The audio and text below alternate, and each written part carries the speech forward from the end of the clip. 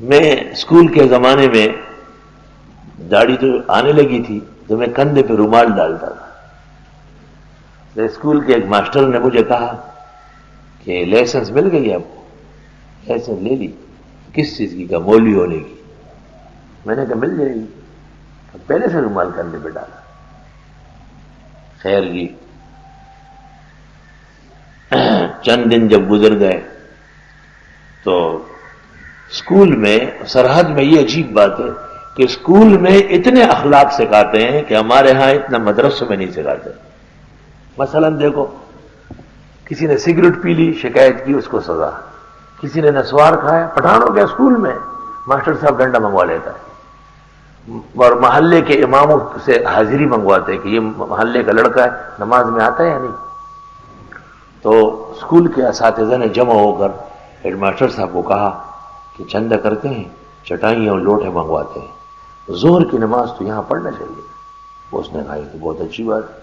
ہمارے یہاں اسکول 3-4 بجے تک ہوتا ہے، صبح 8 بجے سے. ایک استاذ تھے ہزارے کے، مستغفر اللہ نام تھا اس کا، بہت نیک اور متشرع، ہر وقت سر ڈھکا ہوا. ان کو کہا تو نماز پڑھا.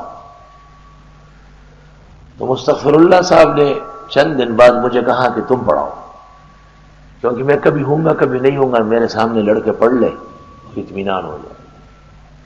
میں نے 2 دن نماز پڑھا لی. تیسرے دن ہیڈ ماسٹر صاحب نے مستغفر اللہ کو کہا کہ اس سے نہیں پڑھواؤ، کیونکہ یہ ہمارا شاگرد ہے، سبق پڑھتا ہے، پھر ہم اس کے ساتھ سختی نہیں کریں گے.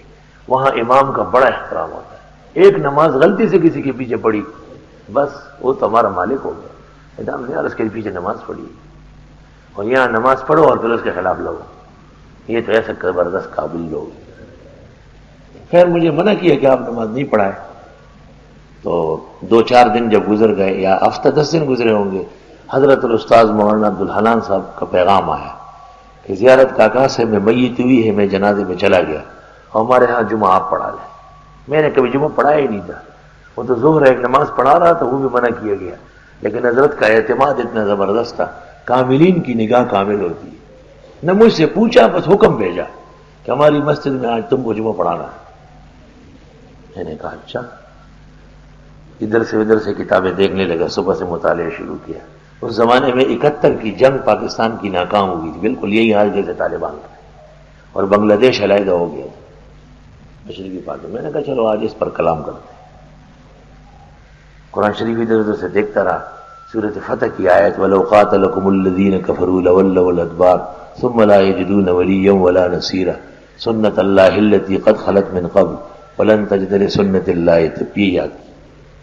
اور ابن کثیر میں، اردو والی ابن کثیر میں یہاں کچھ واقعات ادھر ادھر مضمون اپنے حساب سے مرتب کیا کہ ایسا بیٹھوں گا اور ایسا جم کے تاکہ گر نہ جاؤں. ہاں کنارے پر نہیں بیٹھوں گا، ایسا نہ کہ نیچے، اور ممبر کو بھی پکڑ لوں گا، جب لوگ دیکھیں گے تھوڑا چھوڑوں گا پھر پکڑوں گا. اول مرکب صعب، پہلی سواری بڑی مشکل ہوتی ہے. اور ایک لٹے کی اتنی بڑی چادر وہ سر پہ باندھی، اتنی بڑی پگڑی ہو گئی سوڈانی کی طرح. چلا گیا وہاں. جب وہاں جا رہا تھا لوگ سب دیکھ رہے تھے کہ خیر تو ہے، بہت بڑی چادر لپیٹ کے گیا. 10 منٹ پہلے جا کے ممبر پہ بیٹھ گیا. اور میں نے کہا کہ لوگ آتے آتے میری دہشت دور ہو جائے. تقریر شروع کر دی. تقریر بالکل زوروں پر ہے اور میں خوب جذبات میں آیا. وہاں لکھی پڑی مسجد مولانا عبدالحنان صاحب کی ہے، قاضیان کی مسجد ہے. اور مجھے پتہ نہیں تھا کہ اس علاقے کے تمام لکھا پڑھا طبقہ جمعہ یہاں پڑھتا ہے. ہیڈ ماسٹر صاحب بمہا 22 استاذوں کے مسجد میں داخل ہو گئے. وہ تو ان کو معلوم نہیں کہ میں پڑھا رہا ہوں. اور حضرت تو تشریف لے گئے تھے دوسری جگہ. میں نے جو دیکھا میں نے کہا خیر نہیں ہے، کیونکہ آپ کو پتہ ہے کہ ہیڈ ماسٹر صاحب کا کتنا روب ہوتا ہے. وہاں یہ نہیں ہوتا کہ یہ مسجد ہے، ہر جگہ وہ ہیڈ ماسٹر ہوتا ہے. میں نے کہا خدایا خیر کرے، یہ بھی آواز دے گا کہ اتر جاؤ، کیونکہ اس نے تو مجھے اسکول میں زور پڑھنے سے منع کیا. یہ تو جمعہ ہے. تقریر ہیڈ ماسٹر صاحب پلر کے سیٹ میں بیٹھ گئے، اور استاذوں کو بھی کہا کہ دیواروں کے پیچھے پیچھے جگہ جگہ بیٹھ جاؤ. جب تقریر ختم ہوئی میں نے خیال تھا کہ ابھی پیغام آئے گا، کان کھڑے کیے، کوئی نہیں آیا. خطبہ شروع ہو گیا. میں نے کہا جب خطبہ ختم ہو جائے نماز کے لیے تو ضرور کسی کو بھیجے گا. نماز کے لیے بھی کوئی نہیں ہے, میں آگے ہوا, نماز پڑھا دی. پولیس سرات کا ایک مرحلہ تھا جو گزر گیا. اب مجھ پر نماز خود پہ کا روب نہیں, ہیڈ ماسٹر کا روب ہے کہ یہ بلا اس مسجد میں آ گیا, یہ تو مجھے کل پرسوں منع کر چکا کہ زور تو نے نہیں پڑھانی. خیر جی, نماز کے بعد دیکھ ماسٹر صاحب سب پورا عملہ جا چکا ہے, کچھ سانس تو میں نے آرام کی لی. اگلے دن سوچ رہا تھا کہ اسکول جاؤں یا نہیں. اب بہانے قسم قسم کے بنائے لیکن کوئی بات بنی نہیں. آخر کتاب وغیرہ لے کے اسکول چلا گیا. اسکول جو چلا گیا, پہلا پیریڈ گزر گیا کچھ نہیں. جب دوسرا پیریڈ گزر گیا چپڑاسی آیا کہ ہیڈ ماسٹر, میں لے بھائی آج تو خیر نہیں ہے. ہیڈ ماسٹر صاحب بلا رہے ہیں آپ کو دفتر. اب میں جو ہیڈ ماسٹر صاحب سے ملنے گیا تو میں باقاعدہ دیوار پر ہاتھ رکھ کے گیا, پیر میرے کام نہیں کر رہے تھے, اتنا روب تھا اس کا. جب میں چلا گیا وہ بیٹھے ہوئے تھے, جب مجھے دیکھا تو میں نے سلام کیا تو کرسی وہ دراز سے ٹوپی نکال کے سر پہ رکھی اور مجھے کہا کہ کرسی پہ بیٹھ جاؤ. اب کرسی پہ کیسے بیٹھ دو بھائی, ہیڈ ماسٹر کے سامنے کوئی کرسی پہ بیٹھتا ہے. میں نیچے بیٹھ لگا, کرسی پر بیٹھو بھائی. اور گھنٹی بجائی, جب گھنٹی بجائی میں نے کہا ڈنڈا منگوا رہا ہے. چپڑاسی آیا, اس کو کہا کہ چائے لے آؤ, 2 کپ چائے لے آؤ, بہترین چائے بناؤ. میں نے سمجھا کہ یہ پیے گا اور سیکنڈ ماسٹر آئے گا, یہ مجھے سزا دے گا تو سب کے سامنے دے گا.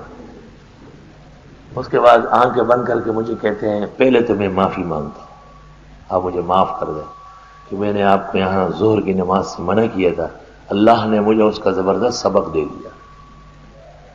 ہمارے پٹھانوں کی روایت کے مطابق مجھے کہہ رہے ہیں جس کے پیچھے نماز پڑھی جائے اس کا احترام فرض ہو جاتا ہے.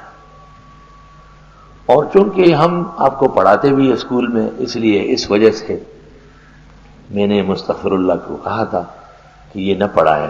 اب تو آپ کے پیچھے جمعہ پڑھا, آپ یقین کریے لفظ پہلی مرتبہ اس سے سنا کہ آپ تو اب ہمارے امام اعظم ہو گئے. بعد میں فقہ میں پڑھا کہ جو جمعہ پڑھا ہے وہ امام اعظم جیسے جامع مسجد. ہیڈ ماسٹر تھے لیکن علم کا کٹلا تھا بالکل. اور کہا کہ میں نے مستغفر اللہ کو آج صبح حکم دیا ہے, اب اس کے ہوتے ہوئے آپ پڑھائیں گے, تیرے ہوتے ہوئے کوئی نماز نہیں پڑھائے گا.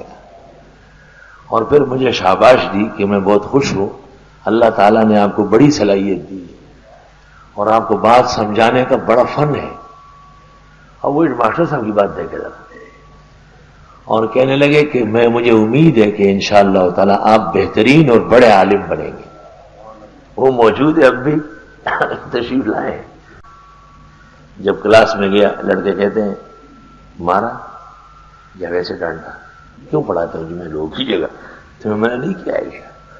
جب زور کا وقت آیا کہ ماسٹر صاحب پہلی صف میں, مستغفر اللہ استاد موجود نے سے کہا میرا نام لیوں کو بلاؤ آگے کرو.